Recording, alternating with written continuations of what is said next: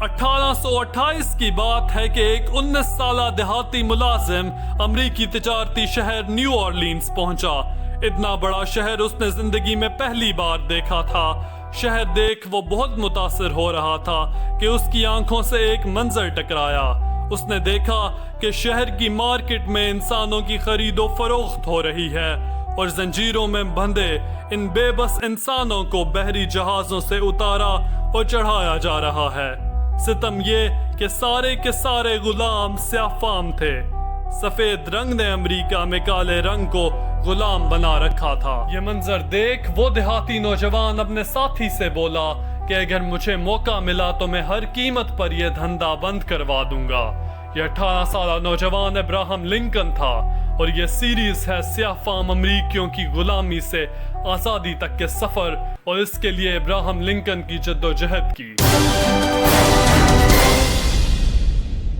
یہ ہے دریائے سنگامون اور اس کے کنارے چھوٹا سا قصبہ نیو سیلم۔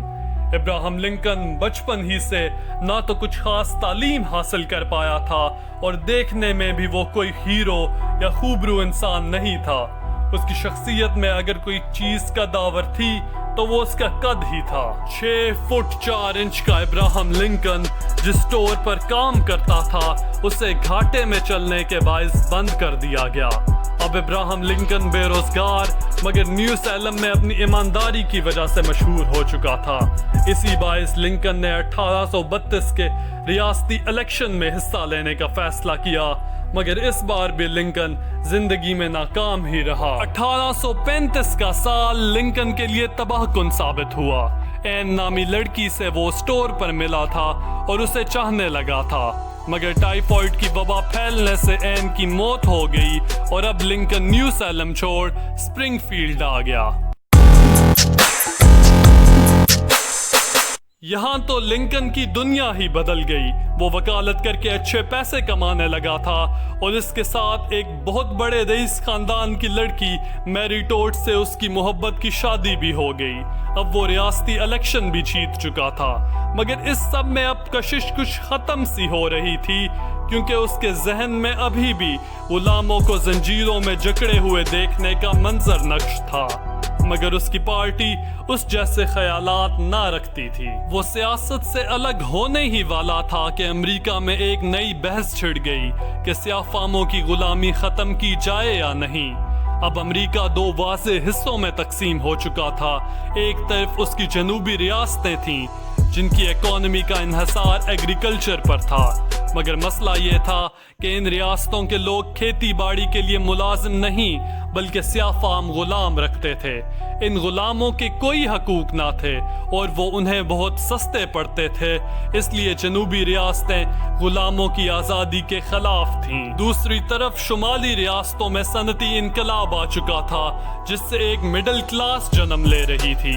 اب اگر ان ریاستوں میں بھی سیاہ فام غلاموں کو فیکٹری میں کام پر رکھ لیا جاتا تو بہت سے مڈل کلاس سفید فام بے روزگار ہو جاتے۔ 1850 کی دہائی میں جنوبی ریاستوں میں غلاموں کی آزادی کی مخالفت اور شمالی ریاستوں میں آزادی کی حمایت شدت اختیار کر گئی۔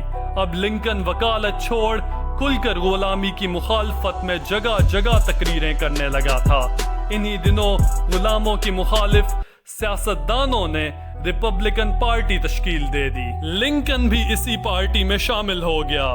اب اسے اگلی ناکامی سینیٹرشپ کے الیکشن ہارنے کی صورت میں ملی مگر لنکن نے الیکشن کیمپین کے دوران اپنی تقاریر سے چپ کے غلامی کے خلاف انقلاب کی بنیاد رکھتی تھی۔ اپنی الیکشن کیمپین کے باعث لنکن اتنا مقبول ہو چکا تھا کہ اس کا نام بطور امریکی صدارتی امیدوار کے ریپبلکن پارٹی نے پیش کر دیا۔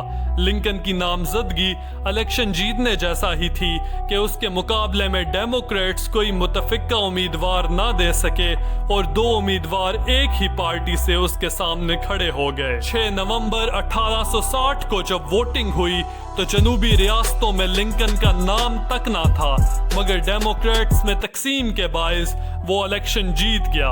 ادھر لنکن الیکشن جیتا ادھر امریکہ 2 ٹکڑے ہو گیا۔